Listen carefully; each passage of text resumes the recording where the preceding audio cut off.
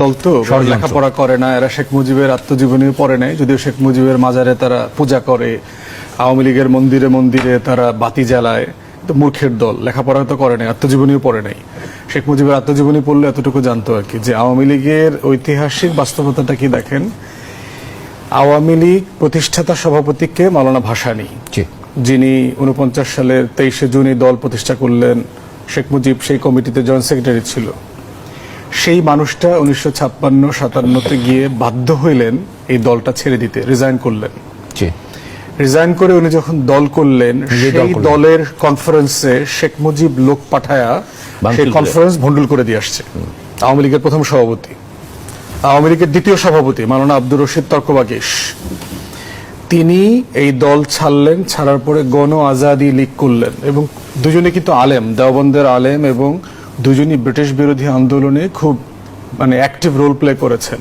সিরাজগঞ্জে সে যে বিখ্যাত সলঙ্গা বিদ্রোহ, সেই সলঙ্গা বিদ্রোহের নায়ক ছিলেন কিন্তু আব্দুর রশিদ তর্কবাগীশ মাওলানা। এবং 71-এর যে 7ই মার্চের যে ভাষণ, এই মহাসমাবেশে কিন্তু আপনার সভাপতিত্ব করেছিলেন আব্দুর রশিদ তর্কবাগীশ। সেই মানুষটাও আওয়ামী লীগে থাকতে পারেন নাই, তিনি এই দল ছেড়ে চলে গেছেন, নতুন দল করেছেন গণ আজাদি লীগ। এর পরের কমিটিতে 65-66 গিয়ে শেখ মুজিব সভাপতি হয় এবং সেক্রেটারি হয় তাজউদ্দিন আহমেদ। শামসুল হকরে তো পাগল বানাই দিল। শামসুল হক 1 নম্বর জয়েন্ট সেক্রেটারি ছিল টাঙ্গাইলের, শেখ মুজিব ছিল 2 নম্বর। শামসুল হক সেক্রেটারি ছিলেন, পরে সেক্রেটারি ছিলেন। শামসুল হক সেক্রেটারি ছিলেন প্রথম কমিটিতে। তো দেখেন, আবুল হাশিমের মতো লোক, বদরুদ্দিন ওমরের বাবা, তারপরে আবুল মনসুর আহমেদ আওয়ামী লীগের ভাইস প্রেসিডেন্ট ছিলেন এক সময়। এরপরে দেখেন সেই লোক যে আমার দেখা রাজনীতির 50 বছর বই লিখেছেন, বর্তমান ডেইলি স্টারের সম্পাদকের বাবা, তিনিও দেখেন এই দল করতে পারেন নাই।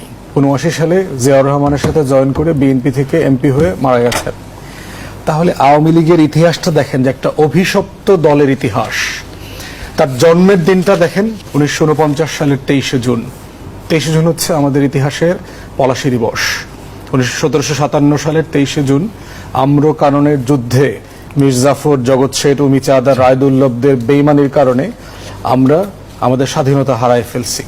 ঠিক সেই রকম একটা অভিশপ্ত দিনে আওয়ামী লীগ জন্ম নিয়েছে।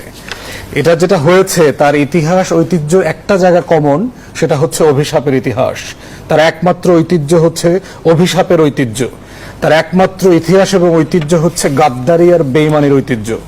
আপনি মির্জাফর আর জগৎ শেঠ, রায়দুল্লভদের যত ক্যারেক্টারিস্টিক্স আছে, এটা শেখ পরিবার এবং আওয়ামী লীগের গুন্ডা পান্ডা যারা আছে, এদের সবার মধ্যে আপনি বাইবেলের মতো খুঁজে পাবেন। এরপরে দেখেন যুদ্ধ। 69-এর গণ অভ্যুত্থানে কি আসলে আওয়ামী লীগ নেতৃত্ব দিয়েছে? না তো। কিন্তু আপনি পাঠ্যপুস্তক পড়েন, যে কোনো জায়গাতে পড়েন, ছাত্র সমাজ নেতৃত্ব দিয়েছে। ডাকসু, রাকসু, চাকসু যারা ছিল। ছাত্রলীগ আর ডাকসু এক জিনিস না, ছাত্র দল অথবা রাকসু এক জিনিস না। বাবুল ভাই ছাত্রনেতা ছিলেন, উনি এটা জানেন খুব ভালোভাবেই, যে ছাত্র সংসদের নির্বাচিত নেতা আর ছাত্র সংগঠনের নেতা এক জিনিস না, সমন্বিত নেতৃত্ব। 69-এর গণ অভ্যুত্থান আওয়ামী লীগ নেতৃত্ব দেয় নাই।